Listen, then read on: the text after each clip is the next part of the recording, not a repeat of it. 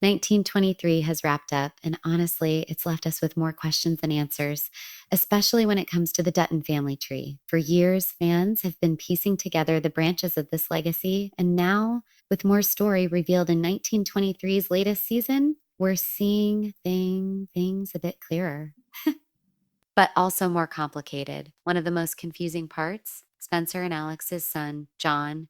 He's widely believed to be the grandfather of John Dutton III, Kevin Costner's character from Yellowstone, but the math doesn't add up cleanly.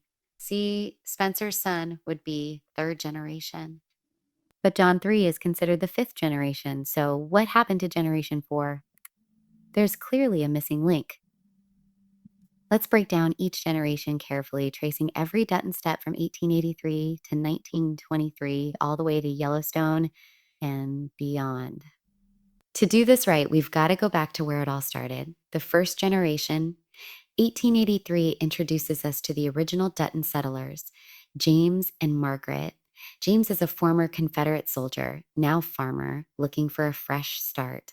He heads west with his wife Margaret, their kids, and his sister Claire and her daughter. Along the way, they face tragedies that really shape the entire Dutton legacy. James is determined, brave, and stubborn as hell. Margaret is equally tough, fierce, nurturing, and uncompromising in her loyalty to her family. And Claire's not built for the frontier life. She loses her daughter Mary Abel early in the journey, and in one of the darkest moments of the series, she ends her own life. This tragedy underscores just how harsh the West really is. By the end of 1883, the Duttons settle in Montana, the place that becomes the heart of everything that follows.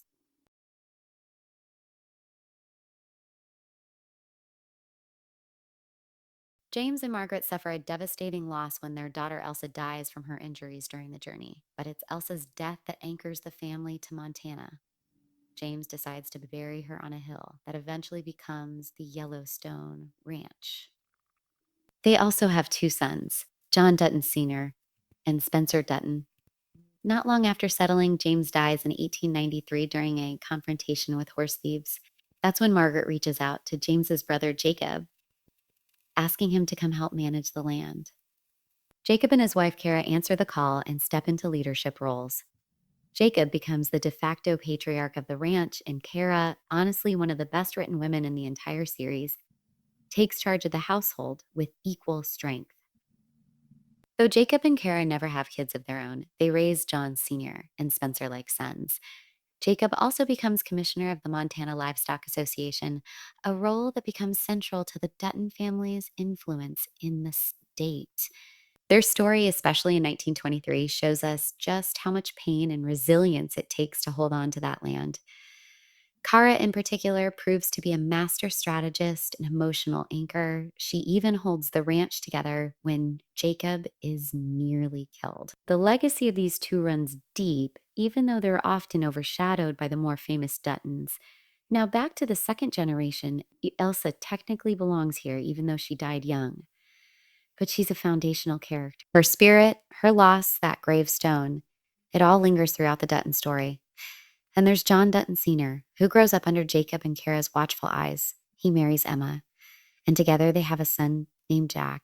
Sadly, John Sr. is killed in an ambush during the events of 1923, leaving Emma broken. Emma doesn't survive long after losing her husband, another heartbreak that adds to the Dutton family's long history of loss. Jack, their son, becomes central to the third generation. The younger brother of John Sr. takes a different path. He's perhaps the most beloved character from 1923. After serving in World War I, he's emotionally shattered and takes refuge in Africa. There he meets Alex, a spirited Englishwoman who becomes the love of his life. Their romance is the highlight of 1923 for many fans. It's dramatic, passionate, and tragic. When Kara writes Spencer, calling him back to Montana to protect the ranch, he and Alex begin an epic journey to reunite with the family. Along the way, they're separated, suffer countless setbacks, and just barely survive. Eventually, they reunite, but it's not long before Alex dies, giving birth to their son, John. The loss is devastating. Spencer never fully recovers. Though he fathers another child with a widow later in life, it's clear he never moves on from Alex. He dies in 1969 beside her grave. Now here's where things get messy. This third generation includes both Jack and Spencer's children. Jack marries Elizabeth in 1923, and though she suffers a miscarriage, she later becomes pregnant again. Jack dies shortly after, leaving Elizabeth pregnant and alone. She returns to Boston to be with her family, and from there, we lose track of her storyline. But logically, her child would be part of the fourth generation, a generation we barely hear about. Meanwhile, Spencer's son John, the baby born from his and Alex's whirlwind romance, is speculated to be the missing link to John Dutton III. But that creates some problems. Because if Spencer's John is third generation, how can his grandson be fifth? That's a whole generation skipped, which leads us to one of two possibilities. Either there's a character we've never met, or the family tree has more branches than we realized. Now let's land on the fifth generation. Finally, the one most viewers are familiar with thanks to Yellowstone. John Dutton III, portrayed by Kevin Costner, is the face of the modern Dutton legacy. A ruthless landowner, a flawed father, a stubborn protector. He's complicated, no doubt about it, but his devotion to the ranch is unmatched.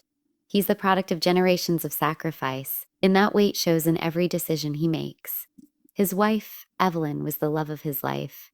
Their marriage was intense but deeply loyal. Her death caused by a horseback riding accident witnessed by Beth left scars that still show in the entire family dynamic. Evelyn's influence on her children is enormous, even long after she's gone. John III has 4 children. Lee has 4 children. Lee, Beth, Jamie, and Kate. Lee, the eldest, is tragically killed in the very first episode of Yellowstone, a move that set the tone for just how dark and violent the show would be. Then there's Beth, the fierce, sharp-tongued businesswoman who's also deeply wounded. Her loyalty to her father is nearly religious. She sees herself as the guardian of the Dutton name. Her relationship with Rip Wheeler, John's right-hand man and adopted son, is one of the show's emotional anchors. They're both products of pain, and they've created something powerful, even if it's a bit unconventional. They also semi-adopt a troubled teen named Carter. It's not a traditional adoption, but Beth clearly sees Carter as a second chance, though she doesn't always know how to show it. Jamie Dutton, well, that's a whole saga on its own. He's the adopted son of John and Evelyn, and his discovery of that truth shatters him. He becomes a political tool, then a threat, and finally, in a dark twist, he aligns with Sarah Atwood and plots against his own family. The moment where Beth confronts him with his adoption truth is brutal. And in the final season arc, Jamie hires a hitman to take out John III, a decision that ultimately leads Beth to kill him in cold blood. Whether or not you like Jamie, it's a grim ending. And it proves once again that in the Dutton family, betrayal is never forgiven. No. That entire fifth generation is defined by division, trauma, and fierce loyalty to the land, if not always to each other. Now we arrive at the sixth generation, the current and next generation of Duttons, some of whom are still growing up. The most prominent is Case and Monica's son, Tate Dutton. Tate represents a new blend of heritage, part Dutton, part Broken Rock Reservation. His storyline has always felt like the one most likely to redefine what the Dutton legacy means.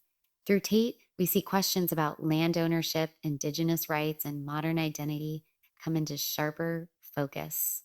Monica, his mother, comes from the Broken Rock tribe, and her presence in the family has always challenged the Dutton status quo.